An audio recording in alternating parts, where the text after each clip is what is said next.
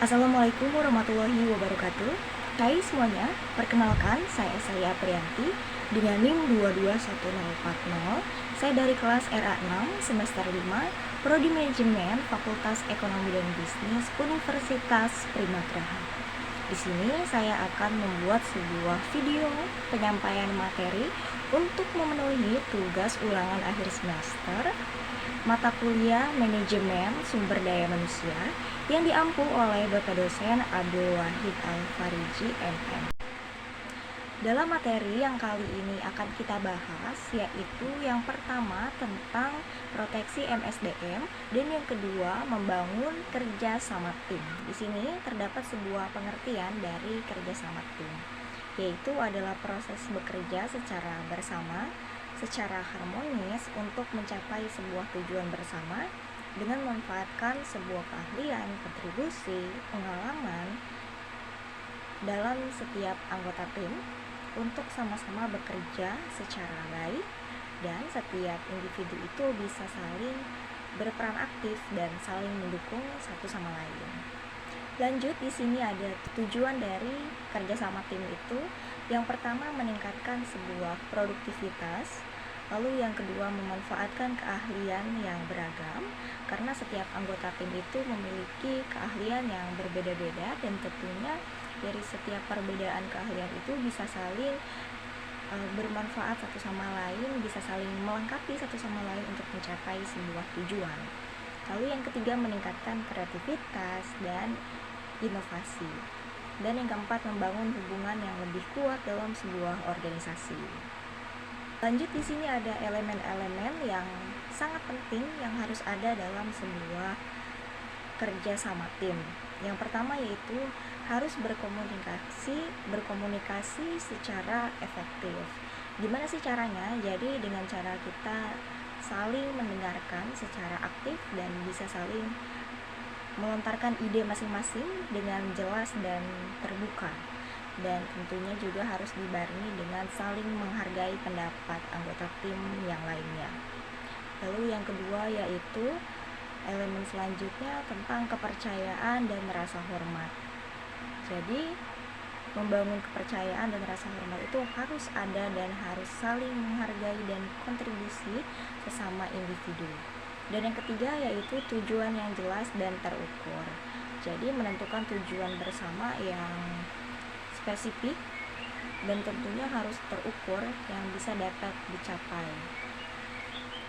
Lanjut, di sini ada yang keempat, elemen yang penting dalam sebuah kerjasama tim, yaitu harus mengidentifikasi peran dan tanggung jawab setiap anggota tim agar tidak terjadi tumpang tindih ataupun sebuah kebingungan. 5, yang terakhir yaitu kolaborasi dan dukungan, saling membantu dan saling berkolaborasi untuk menghadapi sebuah tantangan dan harus mementingkan sebuah kepentingan tim dibanding kepentingan individu. Di sini terdapat manfaat kerja sama tim. Yang pertama, meningkatkan efisiensi kerja, lalu yang kedua mendorong inovasi, lalu yang ketiga keterampilan interpersonal, dan yang terakhir meningkatkan motivasi dan tim moral.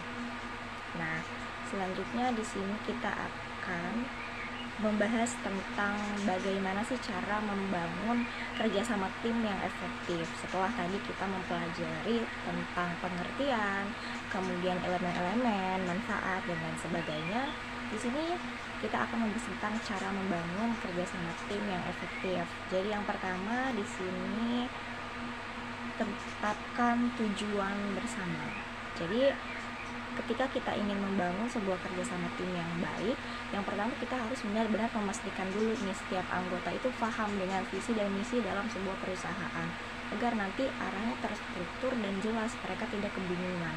Karena kalau mereka kebingungan dan tidak tahu tujuannya, mungkin mereka tidak efektif juga tentang pengerjaan yang mereka lakukan. Sebenarnya ini lagi melakukan apa sih, nanti seperti itu. Makanya harus mengetahui tujuan yang jelas dulu. Lalu yang kedua yaitu membangun pertemuan rutin untuk berdiskusi dan membicarakan sebuah kinerja. Mungkin adakan pertemuan-pertemuan untuk kita saling berdiskusi, dan mungkin kalau ada sebuah konflik bisa kita selesaikan dulu konfliknya agar nanti tidak mengganggu jalannya bekerja kita. Dan yang ketiga yaitu hadapi konflik dengan pendekatan yang konstruktif seperti itu. Dan yang terakhir yaitu berikan sebuah apresiasi juga atas apa yang telah kita lakukan bersama-sama. Memberikan sebuah apresiasi tidak diukur dari seberapa besar atau seberapa kecil usaha yang kita berikan, tetapi dari sebuah kemajuan mungkin yang kita berikan itu harus saling dihargai juga. Dan yang terakhir, adakan pelatihan bersama untuk meningkatkan sebuah keterampilan yang dibutuhkan oleh anggota tim. Jadi bukan sekedar skill yang kita punya itu sebatas itu aja, tapi harus diberi fasilitas juga untuk kita bisa mengupgrade kemampuan yang kita miliki. Itu dia materi-materi dari cara membangun kerjasama tim. Selanjutnya di sini kita akan membahas tentang materi proteksi SDM. Nah, di sini kita akan mengetahui dulu pengertian proteksi SDM atau perlindungan SDM. Adalah upaya sistematis untuk melindungi tenaga kerja dari berbagai resiko-resiko yang terjadi, misalnya resiko fisik, kemudian resiko mental, sosial, dan hukum yang dipengaruhi oleh kesejahteraan mereka di dalam tempat kerja. Perlindungan proteksi SDM itu bertujuan untuk menciptakan lingkungan kerja yang aman, sehat, dan sejahtera bagi seluruh karyawan. Jadi itu merupakan pengertian dari proteksi SDM. Selanjutnya di sini ada bentuk dari proteksi SDM itu sendiri. Yang pertama yaitu bentuknya perlindungan fisik. Contohnya seperti keselamatan kerja atau K3, lalu ada asuransi kesehatan atau asuransi kecelakaan.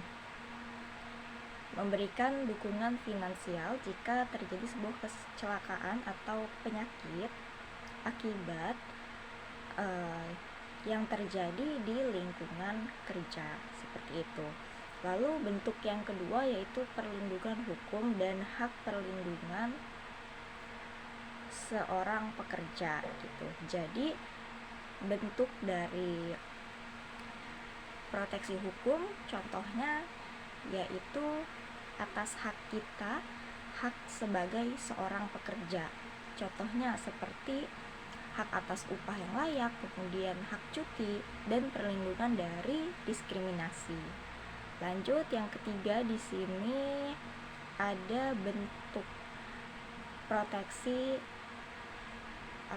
bentuk proteksi dari SDM itu. Contoh yang ketiga bentuknya perlindungan sosial. Nah, jaminan sosial contohnya seperti fasilitas dana pensiun, ya, dana pensiun. Lalu program kesejahteraan juga itu adalah bentuk jaminan sosial, proteksi jaminan sosial. Lanjut yang keempat yaitu perlindungan psikologis.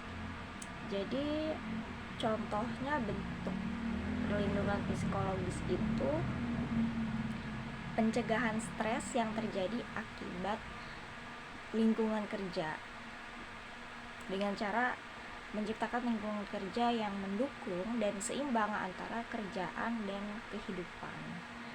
Jadi itu adalah contoh-contoh atau bentuk-bentuk dari proteksi MSDM yang didapatkan dari seorang pekerja dari perusahaan atau dari tempat mereka bekerja. Itu adalah bentuk-bentuk proteksi SDM yang harus mereka dapatkan, seperti itu. Lanjut, di sini kita akan membahas tentang manfaat proteksi SDM, yaitu meningkatkan produktivitas, kemudian mengurangi tingkat absensi, kemudian mengurangi resiko kecelakaan dan konflik kerja, dan tentunya meningkatkan loyalitas seorang karyawan.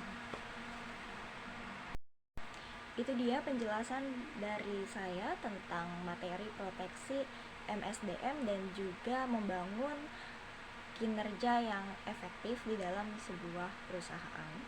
Terima kasih, mohon maaf jika ada sesuatu yang salah karena masih dalam proses belajar. Wassalamualaikum warahmatullahi wabarakatuh.